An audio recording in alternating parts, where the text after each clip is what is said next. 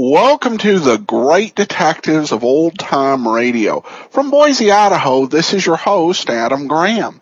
If you have a comment, send it to me, box13@greatdetectives.net. Follow us on Twitter at Radio Detectives and become one of our friends on Facebook, facebook.com/Radio Detectives. Before we get started, I want to let you know today's program is brought to you by the financial support of our listeners, and you can support the show at support.greatdetectives.net. Coming up next week, we'll be starting our listener support campaign. Well, we have an episode of Johnny Dollar for you, and then coming up next, or after that, we'll have an episode of Manhunt. But first of all, let's go ahead and finish off the Alder matter. Here's part 5. From Hollywood, it's time now for... Johnny Dollar. Good morning, Senor Dollar. Is La Guiara Cable Office calling? We have an answer to cables you sent to Hartford, Connecticut. Good. Would you like me to read the message, Senor? No, I'm on a telephone with extensions. Oh, I see. Perhaps you prefer I have it delivered then? No, I don't. Then you will come in for it yourself? Yeah, just as fast as I can get there.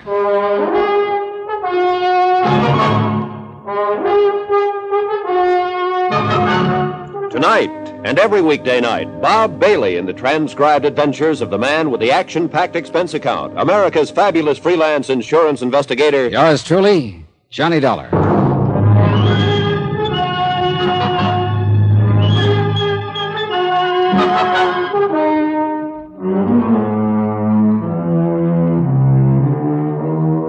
From Special Investigator Johnny Dollar, location Caracas, Venezuela, to the Home Office Worldwide Mutual Insurance Company, Hartford, Connecticut.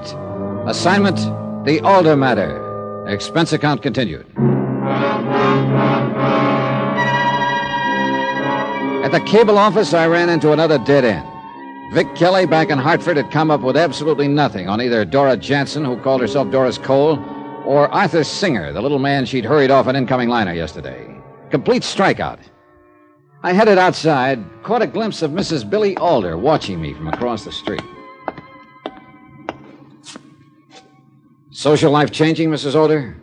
Does being my hostess include tailing me? Does being on La Guiara Street constitute tailing you? Preserve me from amateur detectives. Good morning, Mr. Dollar. Now, come on. You rushed out of the house so fast you couldn't possibly have eaten. I'll buy you breakfast. I knew it was curiosity that made her take me up. She just couldn't resist the thought that maybe I'd give something away, let something slip. She ate warily, tentatively. We must have looked like two boxers in a close fight sitting on the edge of their stools, waiting for the last round, the one that would decide the winner. You're staring. Thinking. You love your husband, Mrs. Alder? There'd better be a reason for a question like that. Let's stop sparring, huh? You know why I'm down here. Do I? You told me you did the other day. So I did. Now, don't be aloof, lady. You're not that much in the clear. You've been the beneficiary several times and dropped. My daughter is the present one, I believe. And what exactly is your point? There's been no crime committed. No crime? Somebody's bullet misses your husband by inches and you call it no crime? Thank you for breakfast. Don't forget I saw you out on the grounds of the house searching the place that shot came from. I told you before. You knew an automatic pistol was used, admitted looking for a shell. You talk too much, Mr. Dollar. And you talk too little. Look, why have you been tailing me? It's certainly not to see that I'm protecting your husband's life. So it's obviously to make sure that I don't find out something. Now, what is it, Mrs. Alder? And why is it so terribly important I don't find out about it? If you won't leave, Mr. Dollar, I will. There's this about getting someone angry enough, fearful enough, it makes them forget about caution. Mrs. Alder never once looked back, simply headed straight for the cheap little waterfront hotel where Arthur Singer was staying. She stayed for over half an hour, and when she left, she still looked frightened. Whatever the game was, it looked like everyone was a player but me. But Mrs. Alder's move helped, started an idea gnawing at me. So I headed for Caracas in the office of a smart cop, Jefe Velasquez. I needed someone to talk to, and the Jefe was a good listener. Come, amigo, sit down. Tell me where it feels wrong, huh? Billy Alder. He does all that changing in his policy, so I assume he's scared of being knocked off. Probably by one of the people who has been named a beneficiary of the policy. So? So now take the other people concerned. Alder's wife is as much a clam as her husband is. Also, she knows what kind of a gun was used to take that shot at him. Dora Jansen, a woman who uses an alias, and is obviously afraid of me. Arthur Singer, a little man Dora has hidden in a waterfront hotel. And now I find Alder's wife knows about the little man, too. Conclusion, amigo? That the three of them are in on something together. But not to kill Alder for that policy. His daughter gets it all. Yet Alder is afraid. And I think he's scared of something the others know. Now, suppose that shot wasn't meant to kill him, just frighten him. A sign that somebody meant business. That is a nice piece of logic. Yeah. Now all I gotta do is make it work. Look, Jefe, whatever this deal is, nobody's gonna make a move till I'm out of here. So? So, good, bad, or indifferent, I'm going to do a little acting. I stayed with Velasquez another half hour, setting things up as best I could. Then I drove to the airport and paid item 11 $309.80 for a plane ticket marked Hartford, Connecticut. Sure, it was an expensive prop, but this was one act I had to be convincing in. I drove back to Caracas, pasted a real angry look on my face, marched into Billy Alder's sumptuous office, and threw the airline ticket on his desk. He studied it for a long minute. What does this mean, Dollar? That I've had all of you I can take, Alder. You and your keep me alive. You are going back to the States? You can read. The ticket says Hartford, Connecticut. It also says the 6 o'clock plane, because there's nothing earlier. But why? Why, Dollar? So I can get back and make my recommendations to the insurance company. You know what I'm going to recommend, Alder. Please, wait. That they cancel your policy because of your refusal to cooperate. Sorry, Alder. Dollar, please, now don't do it. I beg you. There's a clause in that policy. I don't care about that policy. Now, don't you understand? Understand what? Listen to me. All that changing of beneficiaries. I only did that to make them send someone down here. I need protection. Against what? I'm in a jam. All I want is protection until it's peacefully settled. Do you understand? No, plainer. I know someone wants to kill me over a business deal. I'm asking you to see that I stay alive until I have time to reason with this man. Who is he? I can't tell you. Then let me tell you something. He's just arrived in town. How did you... Don't you see, Mr. Dollar? You must stay. Sorry. Goodbye, Mr. Alder.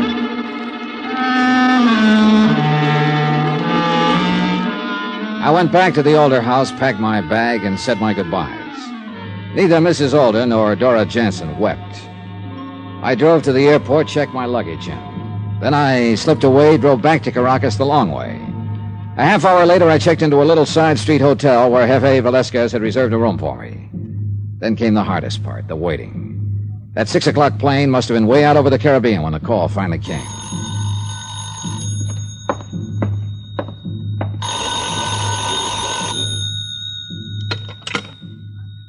Yeah?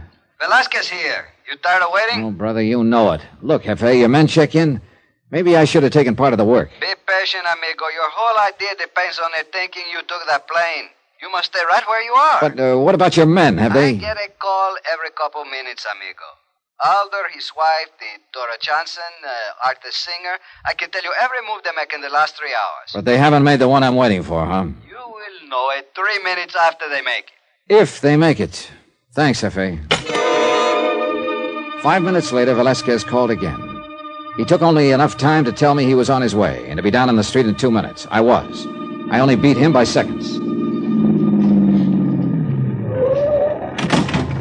Come on, amigo. Well? It looked like your plan worked, Juanito. This Dora Johnson. Yeah? As soon as she learned your plane left, the one you did not take, she rushed to the waterfront hotel, pick up the Arthur Singer. Then the two of them rushed to the Alder house. And? Alder must have seen him coming because he jumped in his car and raced out in the direction of his oil field at Caranero. They see him and follow him. That's where we headed for. Then we better get things going, get there before Singer kills Alder. I don't know whether or not he deserves killing, but I know one thing. It'll cost my company $250,000. Velasquez's men were plenty good. Halfway to Carnero, one of them flagged us down, told us both cars had definitely passed his way. And when we reached the oil field, another one waited at the gate. He told us Billy Alder, Dora Jansen, and Arthur Singer were in a little work shack across the field. We left the car and moved as quietly as we could toward the shack. There was a weird feeling. In every direction, you could see the great oil rigs working, pumping, ignoring us. We reached the shack, peered cautiously through the window. An even weirder scene was taking place. An almost hysterical Dora Jansen pointed a Luger at a sweating Billy Alder. A terrified Arthur Singer pleaded with her, their words pushed easily through the thin wooden slatting. Dora, please don't do it. You'll only make things worse. Your brother's right, Dora. Dora, listen to me. Like he listened to you 4 years ago. What did it get him, Mr. Fancy Promoter? Tell me that. I'll make it right with him. A quiet gentleman. A bookkeeper who never did anything wrong in his life until you sold him a bill of goods. Now listen to me, both of you. So he rigged your books for you. Made false entries, made it look like he was responsible for the bankruptcy. And he did the 3 years in prison that you should have done. For $100,000. That was the deal. And believe me, I'm not trying to cheat him. The money is tied up in my business. I need time, but I'll pay him. Pay him? It's been a year since he came out of jail. You'll never pay. You'll try to cheat him out of the money one way or another. I swear to you, Dora. It's a lot easier to kill him than pay him, isn't it? Oh, you're crazy. Is that why you kept the Luger in the house? Were you worried when it disappeared? When I shot at you to let you know I meant business? Think what you're doing. Dollar knows all about this. Oh, yes. Your bodyguard must have gotten frightened after I had him beat up the other day. He's on his way to the States in a plane. Dora! No! I'm going to kill you. Now! Come on. Put it down, Dora. You pull that trigger and he'll still come out the winner. No! Senorita, do not make me fire, please. I don't care. As long as he gets what he deserves. Stand back! Senorita! For a split second, she wavered. Then the hate took over. Alder sank to the floor, disbelief on his face. Panicked, she raced out into the night, and I went after her. Dora! No! Dora, hold it! No! There's no place to go! Dora! Stay away from me, you hear? Don't come in! What happened to her, Johnny? She panicked, turned to scream at me, and ran right into one of the protection fences around the derrick. She's just passed out. She'll come around. How's Alder? Conscious, but I do not know. We better get him to the hospital. Yeah, come on. She didn't mean to shoot him, mister. My sister wouldn't hurt anyone. Sure. Go take care of her. She was only doing it for me. For me, mister. Alder? I would have paid. I wasn't going to cheat him. Oh, Dollar, you know? Yeah, we heard it all. I'm glad it's over. The worrying. Want to tell me one thing, Alder? Your wife, where does she fit? She had nothing to do with it. Just knew about it. I wasn't too nice to her for a long time. Other women, her running around, just a way of punishing me, paying me back. She knew I couldn't afford to complain. Yeah, wish you'd have told me a long time ago, Alder. I couldn't. Case could always be reopened. I couldn't face that. Would have hurt too much. Oh, yeah. But it wouldn't have hurt as much as that bullet. Expense account total, $833.14. Details: Billy Alder was rushed to the Caracas hospital, underwent some excellent surgery, and relaxed claims department. He's going to make it. As for his shady business tactics, well, that's out of my bailiwick. That's for the law boys. Yours truly, Johnny Dollar.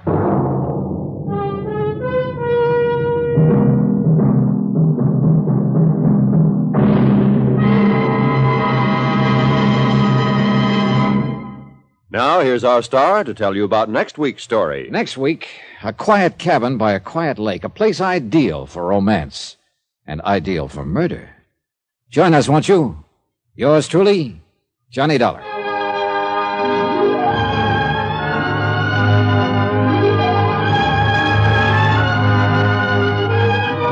Yours truly, Johnny Dollar, starring Bob Bailey, is transcribed in Hollywood.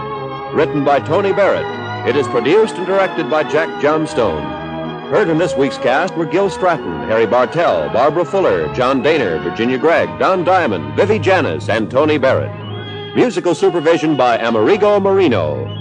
Be sure to join us on Monday night, same time and station, for another exciting story of yours truly, Johnny Dollar. Roy Rowan speaking.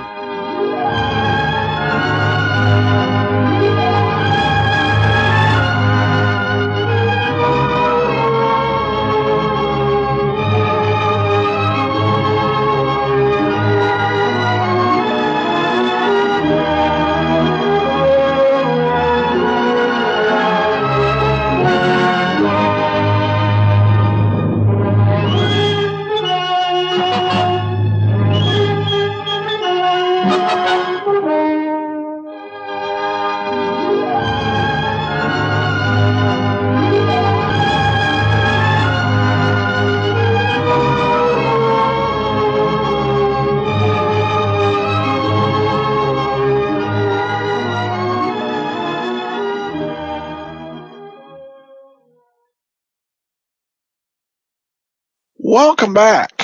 Well, on the bright side, Johnny's plan helped him break the case. On the downside, the insured almost got killed. To be fair to Johnny, he really was not left with much choice. He had to try something there with everything dead-ended. This really just illustrates Johnny's determination to get things taken care of, not to leave things unresolved. And really, that was best for Mr. Alder, because from a business perspective, probably what he should have done is just stayed there long enough to get a response from a wire requesting to have the policy canceled due to non-cooperation. All right, well, now we're going to talk about Manhunt and its star, Larry Haynes. This was one of Haynes' early radio performances. The earliest performance in existence was from Gangbusters in 1942, so this was just about a year after that. His career on radio was good.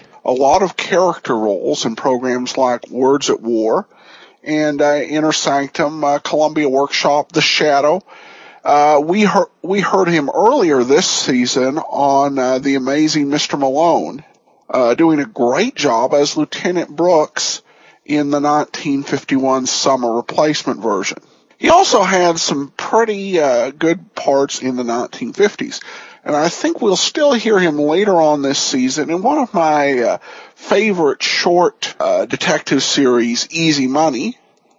And he also played Mike Hammer, was one of the voices of Mike Hammer on that Hammer guy, which we'll eventually get around to playing. Of course, his big claim to fame was through television, where he joined the cast of Search for Tomorrow in the 11th episode of the series, playing the role of Stu Bergman. And he stayed with the series until it went off the air in 1986. So 35 years. He picked up 2 Daytime Emmy Awards for Best Supporting Actor on a Daytime Drama Series, and was First Lady Pat Nixon's favorite soap actor. Now let's see Larry Haynes at work in this episode of Manhunt. This is the second episode, and it's called The Crystal Clue. Manhunt. The story of the crystal clue that led to Manhunt.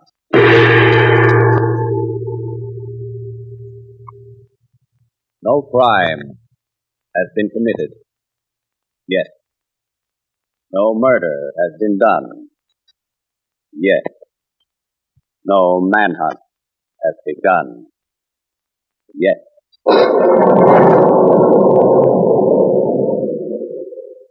Hello, J. Richard Darcy speaking. That you, Tom? No, it isn't at all, Darcy. Well, who are you and what do you want? Calling me on my private phone. What do I want? I am deaf, Darcy. Deaf. And I want you. I can't breathe. I can't. Very clever, murderer. The sound of your voice kills your victim. And a voice doesn't leave a clue. Or does it? Who will find the clue? Who will start the manhunt? Manhunt and the crystal clue.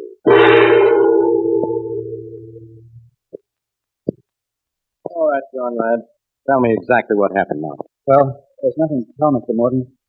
About 20 minutes ago, I came here to Mr. Darcy's apartment with some work that he wanted me to bring him.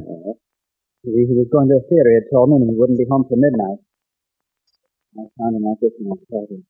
Got feeling hard. Any idea who might have done it, Johnny boy? No, I don't know, Mr. Morton. I better call me Sergeant while I'm on this case for me. All right. But I still have no idea who did it. Of course, we were working on an important formula for the War Department, and there were threatening phone calls, but we never paid any attention to them. I wish we had. I'm going to trace this rotten murderer down if it's the last thing I do. Mr. Darcy was very close to you, wasn't he, John? As close as a man could be. He put me through school, gave me a chance in his firm. He did everything for me. Oh, Bill, you never know what I say, huh? I never knew when he says, it's a murder, if that's what you mean, Drew. J. Richard Darcy, a millionaire. This is John Gordon, his assistant. He found the body and reported the murder.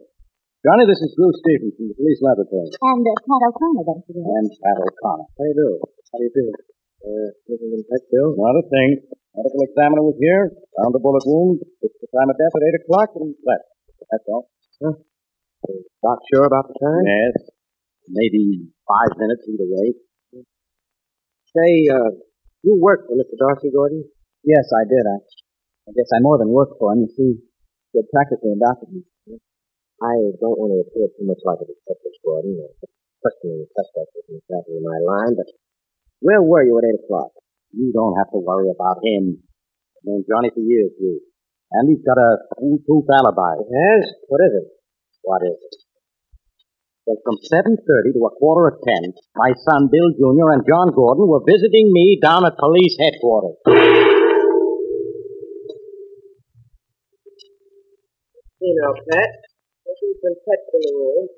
I guess that's for Bill Morton. That's just by the removal of the body. Drew, what are you looking for? Half of Darcy's watch slip for one thing. It's still on the watch. It broke when he fell down. You can't find the other half or any of the pieces because it's split. Oh, well, Well, what could a watch crystal have to do with a murder? I don't know, Pat. Quiet now. I want to check over what you know so far. They told us Gordon went to school with young Bill at the State Tech and was known for years. But Gordon figures to inherit Darcy's estate of course. And one of the suspects. Yes, and he's good looking, too. I'll tell him to go and commit a murder just to please you, but he didn't commit this one. Darcy was shot at 8 o'clock. Then Gordon was down at headquarters with Bill. He didn't leave except maybe for a minute and 3 hours. Yes and no.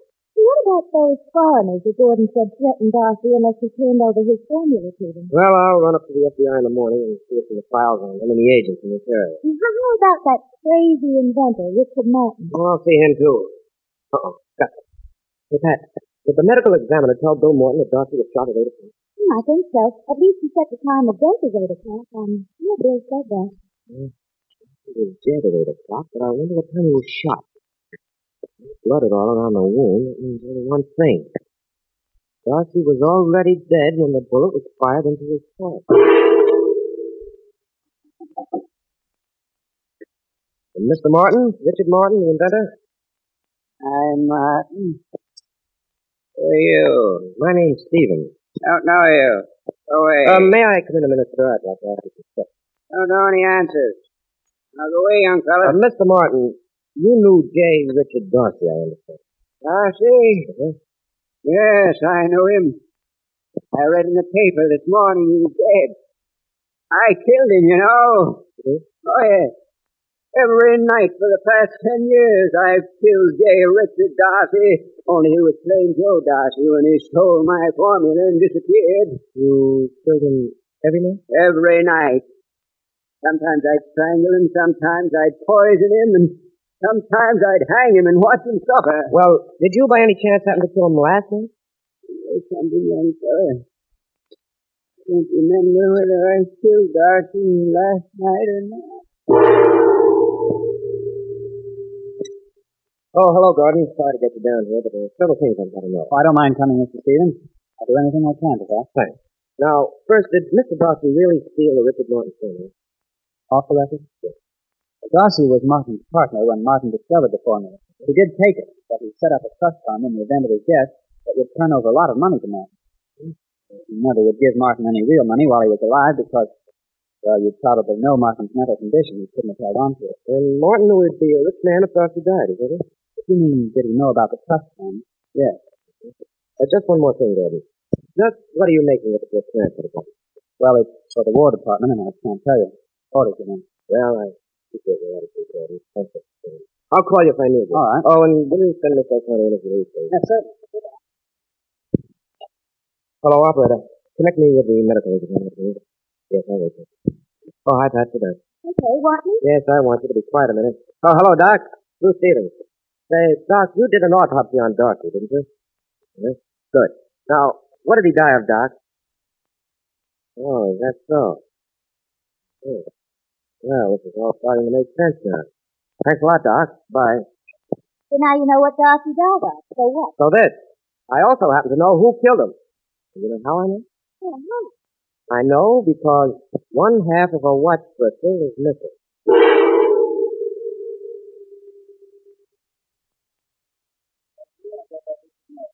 That safe and sound in a cell downstairs. Yes. He's flown his top from here to China. Good to know we've got a murderer right where we can put our hands on him. Oh, you've got that, Tony. Thanks for calling me down, Stevens. I wanted to be in this thing at the finish. How did you know you killed Darcy, Drew? Well, first of all, we know that Darcy was killed at 8 o'clock, but shot sometime after that. Why shoot a man after he's dead? Well, perhaps if the person who fired the shot didn't know Darcy was already dead. Can't be. The shot was fired, and the body was on the floor. Right. Shooting was just to mislead the police. Now, the medical examiner's report showed that Darcy had been gassed to death. Poison gas at that. It was poison gas your firm was making, wasn't it, Gordon? You can tell me now. Oh, yes, it was. And from the original Richard Martin formula. Poetic justice, I call it. The man steals the formula and is murdered with it. Well, the gas killed Darcy, and then the murderer came back later to make sure of it. Shoot him and then air out the apartment. He could have done that all at once. Oh, no, he couldn't. You see, when Darcy was gassed, the murderer was nowhere around. He murdered Darcy and he wasn't in the room? You're overworked. No, I don't think so. How about the what, Chris? I'm coming to that, Pat. The murderer had obtained a little poisonous gas and enclosed it in some kind of a thin glass container. That's very interesting. Yes, but his case is unusual. Anyhow, he went to Darcy's apartment sometime during the afternoon of the murder and inserted the glass container in the telephone box between the hammer and the bell. Now, a phone call would cause the hammer to hit the glass and break it, unloosing the gas. That's what happened. That's how Darcy died, with the murderer taking himself 8 miles away. Well, Alder, Yeah, I know, the watch. Well, the killer came back to Darcy's apartment later, but not only to shoot him and air out the room, but also to remove the tiny fragments of glass from the gas container broken by the phone book. But he picked up one piece of glass too many. The one that had been on Darcy's wristwatch had been smashed when he fell. The piece of crystal missing was the first 2 I had. Later, when I learned about the poison gas, it all matched up. How do you like that? The guy committing murder over the telephone. Yes, and darn near a perfect crime, though. I still don't see how you knew that Richard Martin was the case. I never said Martin killed Darcy. All I said was I wanted him placed in custody for his own protection. You see, I had a hunch the killer would come for him next. You mean Martin's not the killer? Oh, hold it a minute, Bill. Here's what our case narrowed down to. The murderer had to have a motive, that's first of all.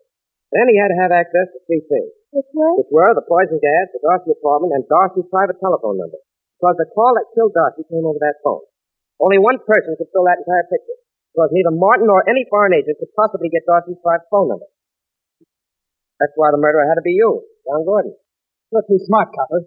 Now you're going to be sorry. Nice, plug him, Bill. You come through, you can lock him up. An awful shot, Steve. I've known him for years. Him using me for an alibi. Me, a homicide detective. You're so handsome, too. Wait a minute. Hello. Yes, speaking. Uh-huh. Yes. Yes? Yes. Okay. You better get rid of this John Gordon. Got work to do. Alice Jennison, the scandal columnist on the Globe, has just been found in quite a scandalous position herself. She's lying in the gutter on a side street in the slums. And her throat is cut from ear to ear. Welcome back. I actually thought that was a pretty clever method. There were probably a couple things that could have gone wrong, but were unlikely.